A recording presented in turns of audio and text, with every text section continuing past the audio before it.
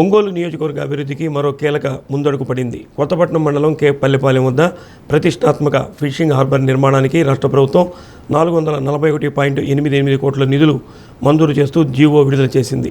నిధుల సాధనలో ఒంగోలు ఎమ్మెల్యే దామచల్ల జనార్దన్ చేసిన నిరంతర కృషి ఫలించిందని మత్స్యకారులు, ప్రజలు హర్షం వ్యక్తం చేస్తున్నారు. నియోజకవర్గంలోని తీర ప్రాంత మత్స్యకారుల జీవనోపాధి మెరుగుదలకు, సముద్ర ఉత్పత్తుల ఎగుమతుల ప్రోత్సాహానికి ఫిషింగ్ హార్బర్ నిర్మాణం అవసరమని భావించిన ఎమ్మెల్యే దామచల్ల జనార్దన్ కొంతకాలంగా ప్రభుత్వ స్థాయిలో ప్రత్యేకంగా కృషి చేశారు. పలుమార్లు సంబంధిత శాఖల అధికారులతో పాటు ప్రభుత్వ పెద్దల దృష్టికి ఈ అంశాన్ని తీసుకెళ్లి నిధుల మంజూరుకు కృషి చేసినట్టు తెలిసింది.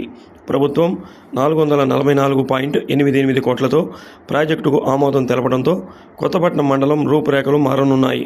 మత్స్యకారులకు ఆధునిక సదుపాయాలు అందుబాటులోకి రానున్నాయని ఎమ్మెల్యే పేర్కొన్నారు. ఫిషింగ్ హార్బర్ నిర్మాణంతో స్థానిక యువతకు ఉపాధి అవకాశాలు పెరగడంతో పాటు ప్రాంతీయ ఆర్థికాభివృద్ధికి ఊతమిస్తుందని ఆయన ఆశాభావం వ్యక్తం చేశారు.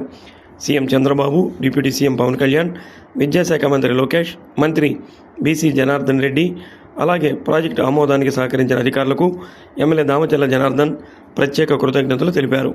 ప్రభుత్వ సహకారంతో నియోజకవర్గ అభివృద్ధికి మరిన్ని ప్రాజెక్టులు తీసుకొస్తామని స్పష్టం చేశారు.